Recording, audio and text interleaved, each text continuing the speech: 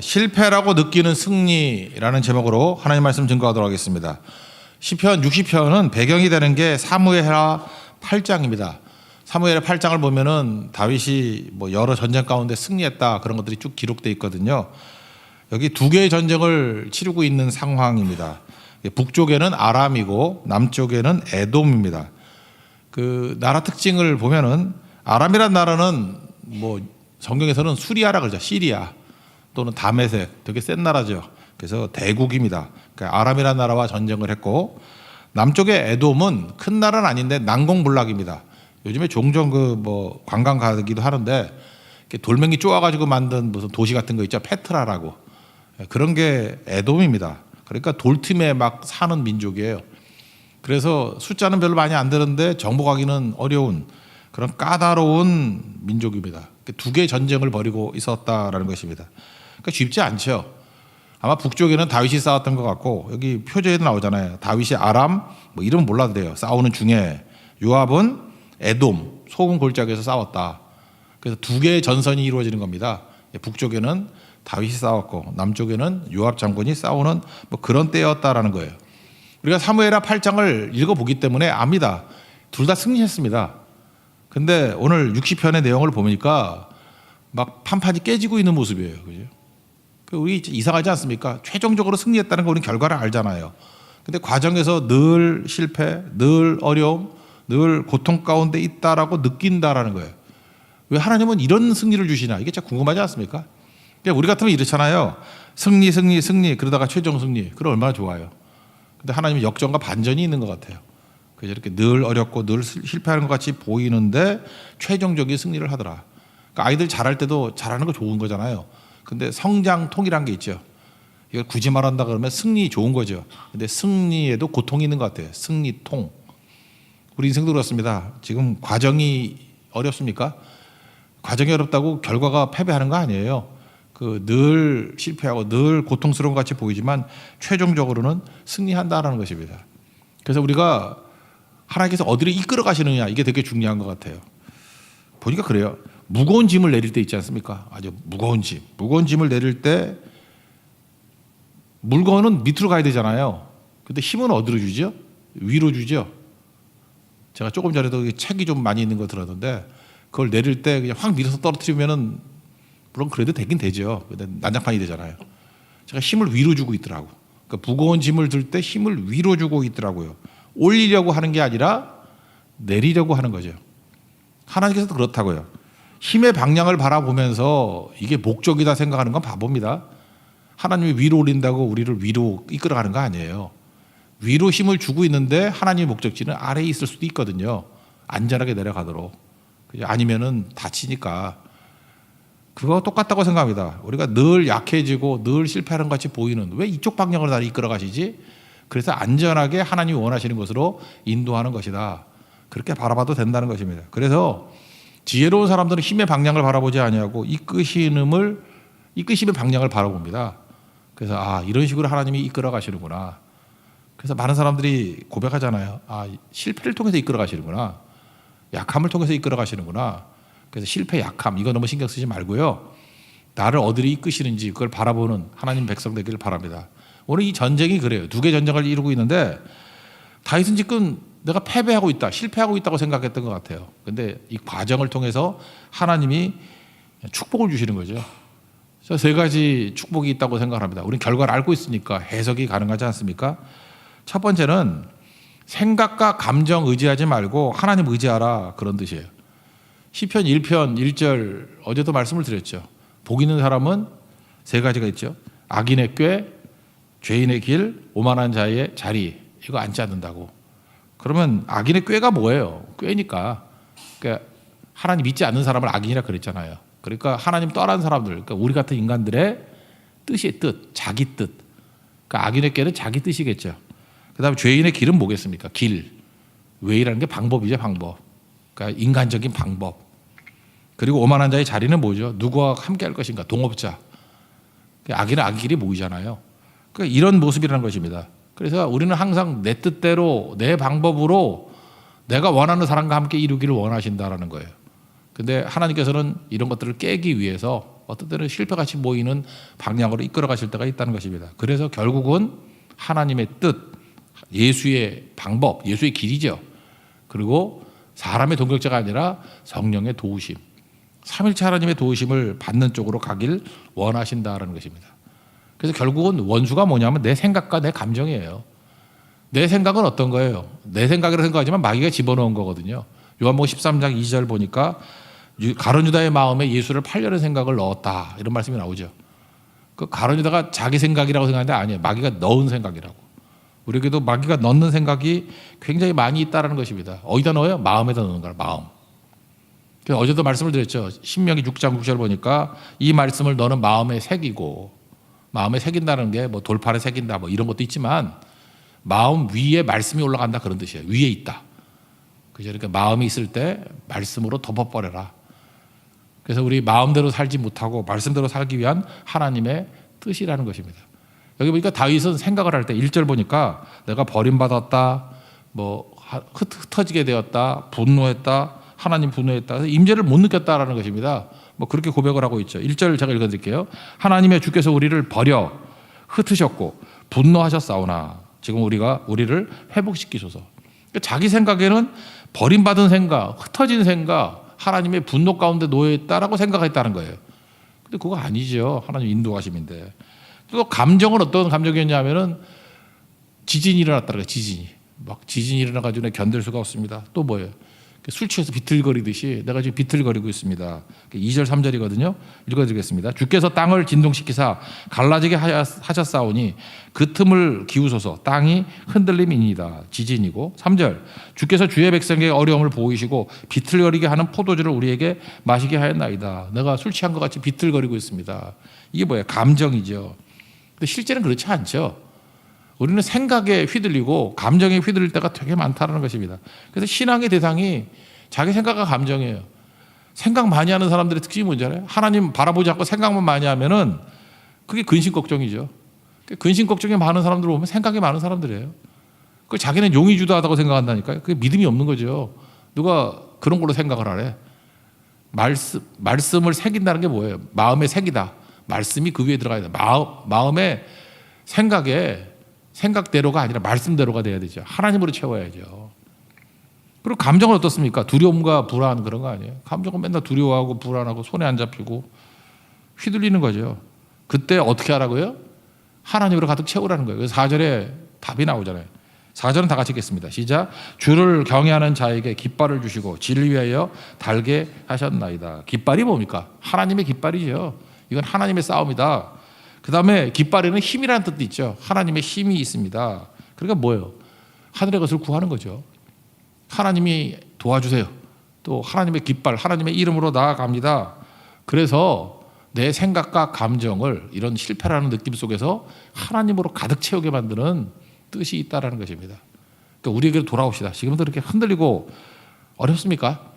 그러면 그런 것들을 버리라는 거예요. 지금 흔들리는 걸 버리라는 거예요. 흔들리는 생각을 버리고 흔들리는 감정을 버리고 여호와의 깃발 들고 나가자는 거예요. 이게 NLT 같은 데 보니까 표현이 그거더라고. 깃발을 내세우고 깃발을 앞세우고 나가서 전진하자. 그런 뜻이에요. 깃발을 들고 전진하라. 다윗도 그랬죠. 다윗이 옛날에 골리앗과 싸울 때 그랬잖아요. 너는 칼과 단창으로 내게 오지만 나는 만군의 여호와의 이름, 네가 모욕하는 만군의 여호와의 이름으로 들고 나간다고. 그게 깃발이죠. 여호와야, 하나님의 깃발, 하나님의 힘으로 나아간다. 그래서 오늘도 흔들릴 때마다 내가 왜 흔들리지? 이걸 생각해 보세요. 내가 왜 하나님을 믿는데 흔들리지? 내 생각과 마음을 의지하고 살아서 그래. 그래서 흔들리는 거거든요.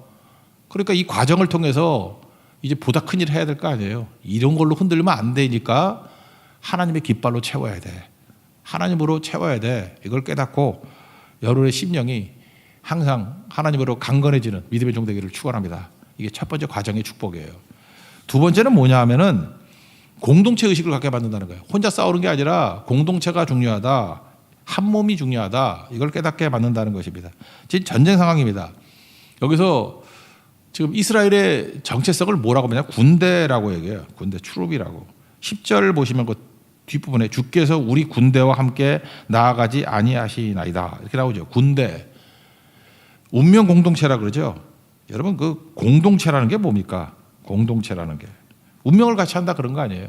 운명. 그래서 교회, 군대, 가정 이건 공동체인데 운명이 같이 되죠. 군대가 뭐 반은 이기고 반은 지고 그런 거 있어요. 그냥 이기든지 지든지 그러는 거죠. 교회도 마찬가지라는 것입니다. 교회도 반쪽 성도는 뭐 승리하고 반쪽 성도는 패배하고 그런 거 없어요. 가정은 더 말할 것도 없죠. 아버지하고 아들은 행복한데 뭐 어머니하고 딸은 불행해 그런 게 어디 있어요. 그죠? 아버지하고 아들은 부자인데 어머니하고 딸은 가난해 그런 게 어디냐고.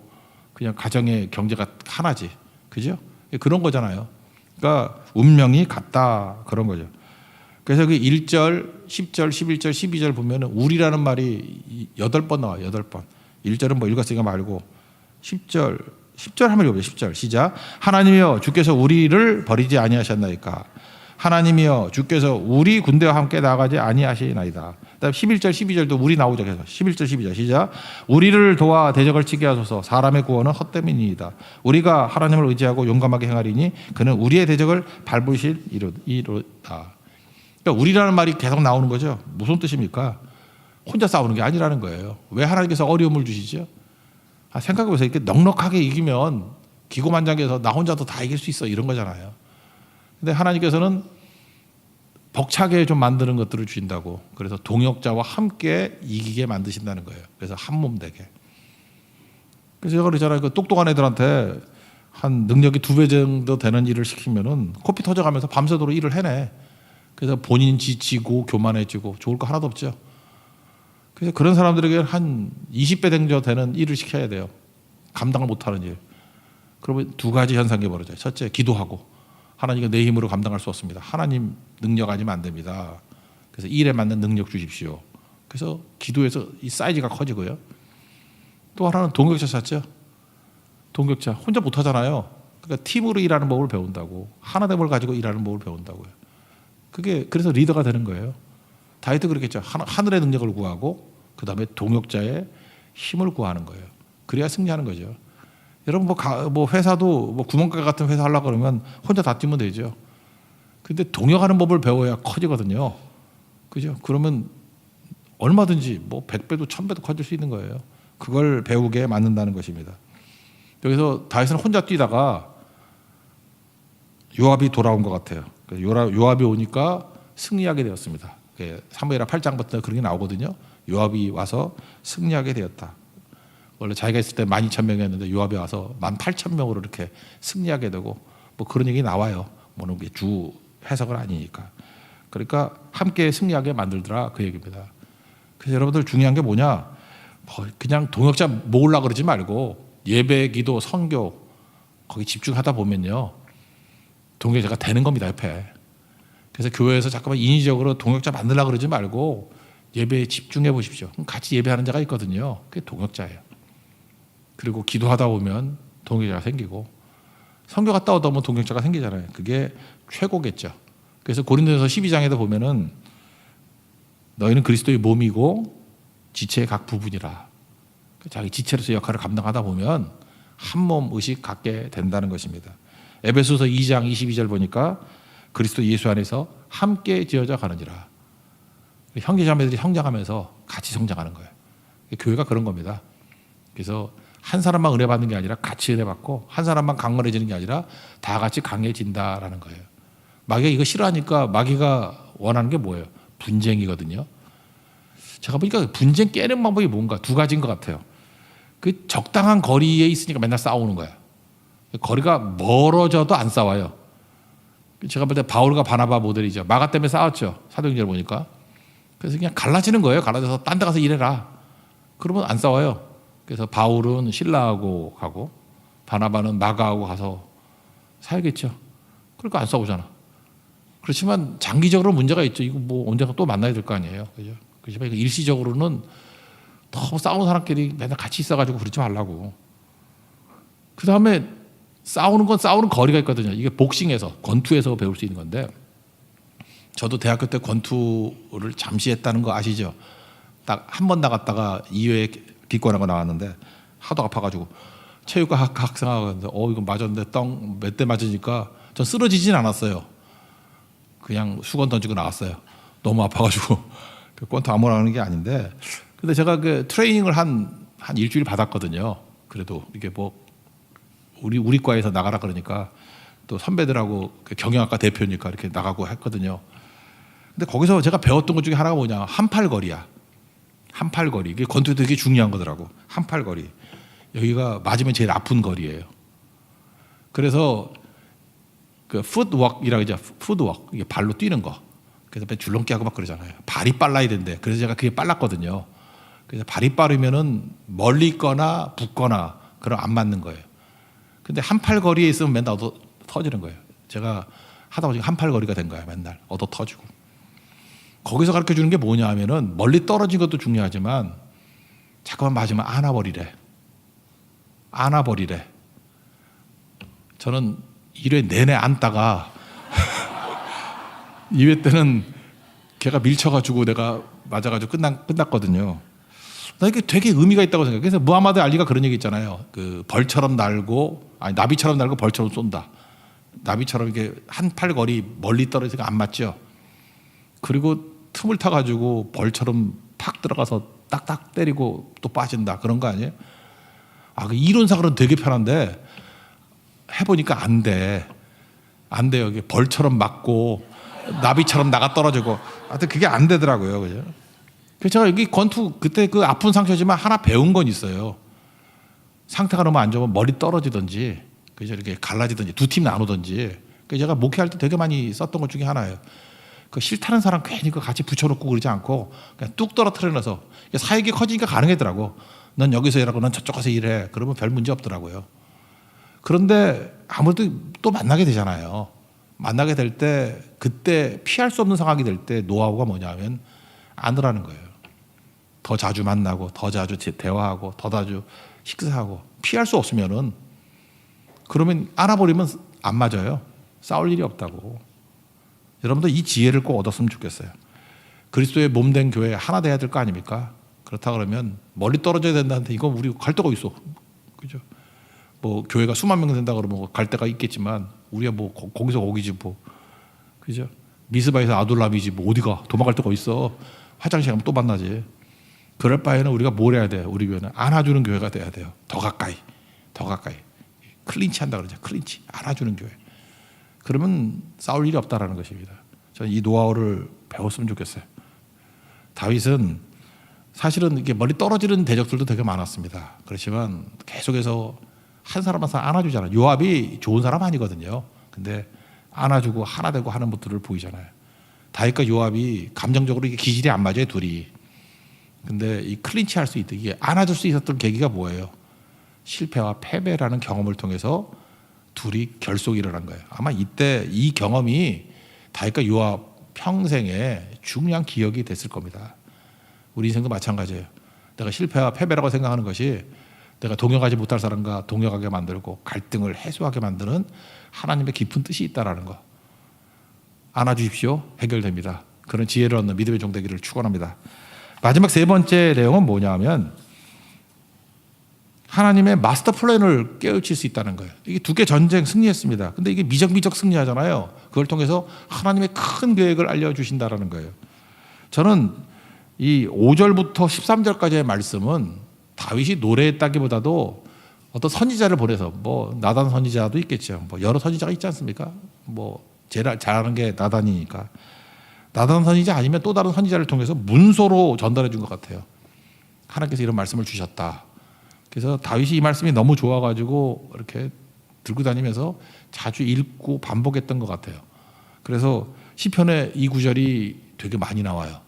한번 볼까요? 먼저 봅시다. 시편 108편 한번 찾아보세요. 뒤에 시편 108편 6절에서부터 13절까지. 시편 108편 6절부터 13절까지. 우리 다 같이 한 목소리 읽읍시다. 시작. 주께서 살아가시는 자들을 건지시기 위하여 우리에게 응답하사 오른손으로 구원하소서. 하나님이 그의 성소에서 말씀하시되 내가 기뻐하리라. 내가 새김을 나누며 숫꽃 골짜기를 측량하리라. 길르앗이 내 것이요 므낫세도 내 것이며 에브라임은 내 머리에 투구요 유다는 나의 귀이며 모압은 내 목욕통이라. 에돔에는 내 신발을 벗어 던질지며 블레셋 위에서 내가 외치리라 하셨도다. 누가 나를 이끌어 견고한 성읍으로 인도해 드리며 누가 나를 에돔으로 인도할꼬. 하나님이여 주께서 우리를 버리지 아니하셨나이까. 하나님이여 주께서 우리의 군대들과 함께 나아가지 아니하시나이다. 우리를 도와 대적을 치게 하소서. 사람의 구원은 헛됨이니이다. 우리가 하나님을 의지하고 용감히 행하리니 그는 우리의 대적들을 밟으실 자이심이로다. 아멘. 대충 기억나죠? 그래 놓고 다시 그 60편 한번 돌아보세요. 5절부터 12절까지 한번 읽겠습니다. 시작. 주께서 사랑하신 자들을 건지시기 위하여 주의 오른손으로 구원하시고 응답하소서. 하나님이 그의 거룩하심으로 말씀하시되 내가 뛰놀리라. 내가 세겜을 나누며 수국 골짜기를 책량하리라. 길르앗이 내 것이요 은하세도 내 것이며 에브라임은 내 머리에 두고요 유다는 나의 귀이며 모압은 나의 목유통이라. 에돔에는 나의 신발을 던지리라. 블레셋아 나로 말미암아 외치라 하셔도다.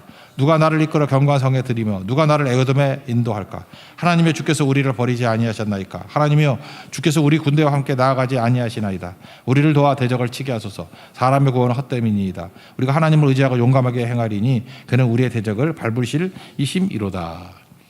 그냥 뭐 조사 몇 개 바꾸고 다 똑같아요. 그러니까 이건 뭐예요? 이거를 외워서 똑같이 기도했을 리는 없죠. 그러니까 이게 선지자가 아마 문서를 통해서 줬던 것 같아요. 이게 하나님 말씀이다. 그리고 다윗은 이것을 품고 다니면서 하나님께서 내게 주신 땅, 내가 정복해야 될 땅, 마스터 플랜을 쭉 얘기해 주는 거예요. 여기 보니까 전체적인 승리가 보이죠. 세겜과 숫곳 이런 건 뭐예요? 야곱의 아들 12지파의 정착지 말하는 거고, 길르앗, 므낫세, 에브라임, 유다 이건 동서남북 경계, 여기까지가 하나님께 네가 정복하게 만드시는 경계다. 그 다음에 모압, 에돔, 블레셋 이거는 주변의 이방 나라들. 그러니까 이건 뭐가 똑같으냐면 사도행전 1장 8절에 나오는 오직 성령이 너희에게 임하시면, 성령이 임한다 그러면 1차적으로 권능을 받고 그 다음에 어디로 간다고요? 예루살렘과 온 유대와 사마리아와 땅끝까지 이르러 내 증인이 되리라. 이게 하나님 마스터 플랜이죠. 마찬가지로 똑같이 다윗에게 줬던 하나님 나라의 마스터 플랜 여기 준 거예요. 이 메시지. 그래서 이걸 가지고 그런 계속 기도했다고요. 아, 내가 지금 아람하고 싸우는 정도, 그 다음에 에돔하고 싸우는 요 두 개의 전쟁이 아니구나. 그 과정에서 실패와 어려움을 겪으면서 하나님께서 선지자를 통해 가지고 너는 이 두 싸움에서 끝나는 게 아니라 여기까지 다 이기게 할 거야. 하나님 마스터 플랜을 준다는 거예요. 오히려 여러분들 작은 문제 때문에 고통당하고 어려움 당하고 있지 않습니까? 그거 갖고 하나님 앞에 기도해 보십시오. 그 하나님께서 그 문제 해결할 뿐만 아니라 한 단계 높은 차원의 여러분 평생에 이루어야 될 사명에 대해서 알려주신다는 거예요. 그게 중요한 거겠죠. 그래서 실패는 실패가 아니라는 것입니다. 실패를 통해서 최종 승리를 이렇게 주신다는 거예요. 이런 과정의 축복을 누릴 수 있는 하나님의 거룩한 종 되기를 축원합니다. 자리에서 일어나겠습니다. 하늘의 것을 구하게 하소서. 찬양하겠습니다.